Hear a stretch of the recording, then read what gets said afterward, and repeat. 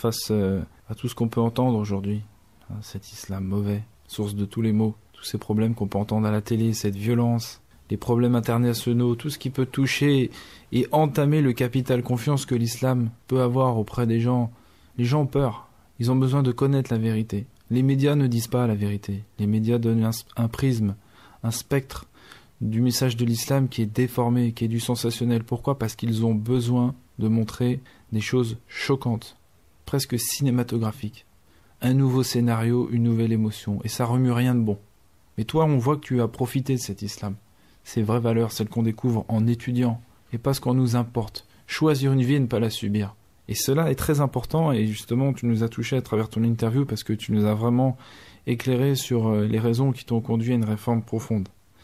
Et maintenant, j'aimerais que tu adresses un message à nos auditeurs non musulmans qui se posent des questions. Où est la vérité par rapport à cela ? Est-ce une religion toxique, une religion positive ? Quelle est la part entre le mythe et la réalité ? Alors, je dirais, donc premièrement, moi j'ai toujours été un peu idéaliste, donc je me suis toujours dit, voilà, le comportement que j'adopte ou que je voudrais adopter, est-ce qu'il est généralisable à la Terre entière ?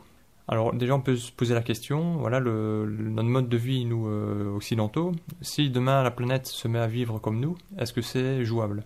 On sait déjà que d'un point de vue écologique, c'est pas possible, parce qu'on est en train de bousiller la Terre. Et puis alors ensuite, moi j'étais toujours étonné de voir que dans certains pays, il y a des gens qui travaillent 12 heures, 13 heures, 14 heures pour gagner 2 francs 6 sous, alors que nous, en travaillant quelques heures dans un bureau chauffé en hiver, on avait des beaux salaires et on pouvait s'acheter plein de trucs. Donc je pense qu'il y a quand même une inégalité au niveau de la répartition des ressources et des richesses dans le monde. Donc objectivement, il faut être lucide, la façon dont on vit, ça peut pas être généralisé, ça peut pas être étendu à toute la planète. Alors ensuite, pour ce qui est de la soi-disant vision qu'on a de l'islam dans les médias, à un moment donné, je pense que si on veut avoir une démarche intellectuelle honnête, il faut se renseigner par soi-même et ne pas se contenter uniquement de ce qu'on voit à la télé. Je pense que la meilleure chose à faire, moi c'est ce que j'ai fait, c'est de prendre le Coran et puis de le lire à tête reposée, de méditer les versets et d'essayer de se projeter soi-même, de se dire voilà, moi, sur ma vie à moi, qu'est-ce que ça implique ? Qu'est-ce que je devrais changer ou modifier pour si je voulais suivre ce qui a été indiqué là ? Voilà, moi c'est en lisant le Coran vraiment que j'ai pris conscience de la vérité qu'il y avait dans le Coran. Donc on reconnaît cette lumière dans le Coran, donc c'est une question de bon sens, voilà, donc c'est tout quoi. Donc et encore une fois, comme je disais, c'est un ensemble de règles qui peuvent être appliquées par tout le monde sur la terre entière. Et on voit que ce sont des règles qui veillent à préserver encore une fois l'intégrité physique des gens, les biens des gens, l'honneur, la réputation des gens. C'est une religion universelle, donc il n'y a pas de distinction de race. Donc le meilleur auprès de Dieu, c'est le plus pieux. Donc c'est pas l'arabe, le non-arabe, c'est le plus pieux.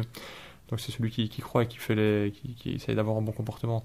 Il n'y a pas non plus, on pourrait croire qu'il y a une espèce de volonté d'appliquer l'arabe aux quatre coins du monde. C'est faux aussi, parce que dans le Coran, il est mis, voilà, c'est nous qui avons créé vos idiomes, vos langues. Donc le but non plus, c'est pas d'avoir une hégémonie arabe dans le monde entier. D'ailleurs, il n'y a que 20% des musulmans qui sont arabes dans le monde. Donc voilà, il y a des espèces de clichés qui sont véhiculés, et au final, en lisant le Coran, on se rend bien compte que ces clichés sont démontés, dézingués complètement. Donc et c'est le Coran qui fait foi, c'est pas les images qu'on voit à la télévision. Donc voilà. Alors soit il faut se bouger, il faut se remettre en question. Donc à un moment donné, si on préfère se contenter de ce qu'on voit à la télé et de critiquer l'islam au lieu de se critiquer soi-même, bon bah ça devient le problème des gens et tant pis pour eux quoi.